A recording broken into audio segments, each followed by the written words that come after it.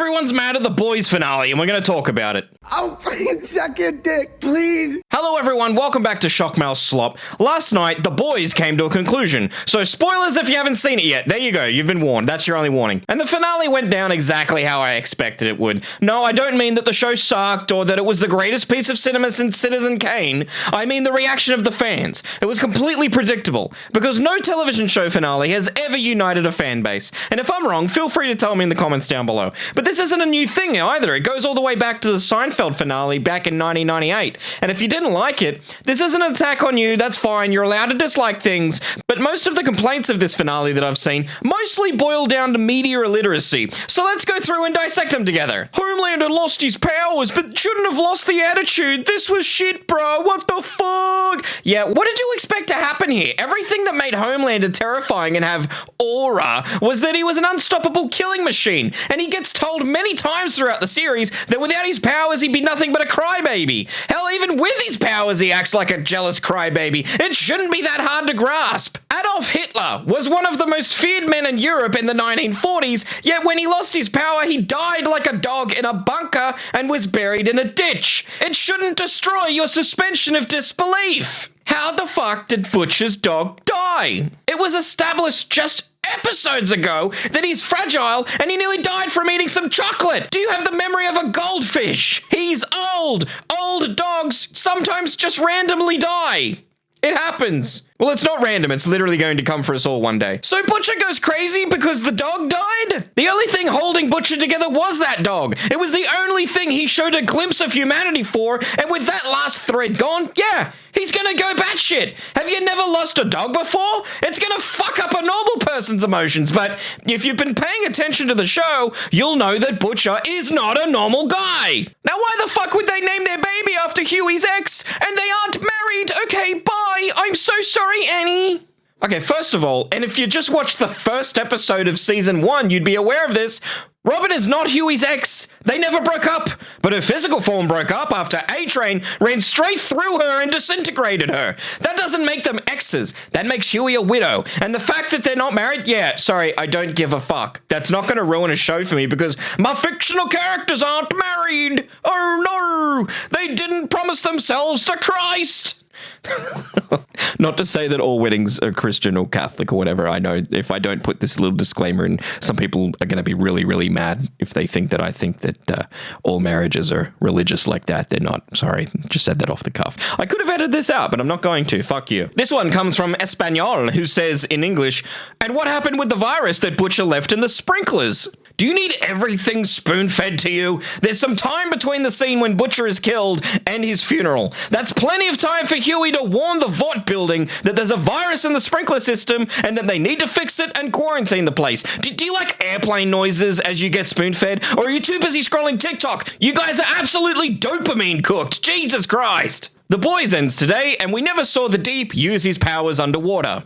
Yeah, I'm completely fine with this, but as I was watching the series and as it went on, I just assumed that he didn't have this magical power underwater. I assumed that his only power was that he could talk to fish, and that he had those ugly gills on his tummy that he was self-conscious about. Just because Homelander is a straight-up copy of Superman doesn't mean the Deep has to be a straight-up copy of Aquaman. They're completely different people. You are just imprinting things that you already know from other media onto this media. Please, I beg you, watch other media. Not everything is a Superman clone. I liked the part where they released a different poster last week, and then the thing in the poster didn't happen either. Yeah, this is a promotional poster to promote the show. And if you've been alive for more than 10 years and your brain is fully formed, wholly enough to know that that's what they are, promotional posters, that they aren't screenshots of the product, yeah, this didn't happen. But you know what? The show did give the impression that if Butcher didn't stop Homelander, that yeah, this would have happened. But the good guys won. I mean, yeah, maybe we can nitpick and say false advertising, but in terms of whether the finale was good, that's all this is. It's just a nitpick. And I didn't see this promotional poster, and I don't feel left out that this didn't happen having seen the poster afterward. And even if I saw the poster beforehand, I wouldn't have gone, well, that's definitely going to happen. It's not like it's an excerpt from the trailer where we see footage of it that got cut on the cutting room floor. Like, remember the Rogue One trailer where 90% of that trailer just wasn't in the movie? I reckon that's a completely different argument. That is weird. That just went to show that with Rogue One, they had no idea what that movie was going to be about, that they shot a bunch of shit and then cobbled a trailer from it and then cobbled a movie together from all the footage that they shot, and that those two things didn't really overlap. And the usual suspects of YouTube also absolutely hated it. The odds on Sportsbet was so bad, I wouldn't have even bothered, to be honest. Mudaha saying, holy fuck, the boys finale was garbage. Not a single second of Homelander going scorched earth. If you were honestly waiting for that, like I was, you can skip the episode.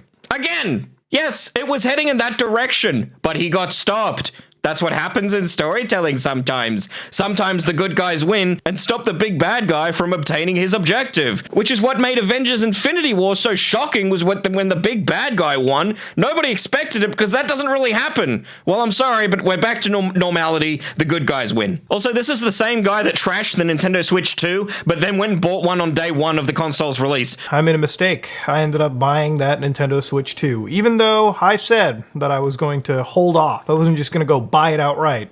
And there I was, going on a midnight release, and I ended up picking it, just on a walk-in. Yeah, so we could probably shelve this guy's idea of what's trash and what isn't and move on, because probably by next week, if everyone starts to love this finale, he'll come around and probably love it too, and if it was being shown in cinema, he'd be first in line. Just on a whim, just on a walk-by.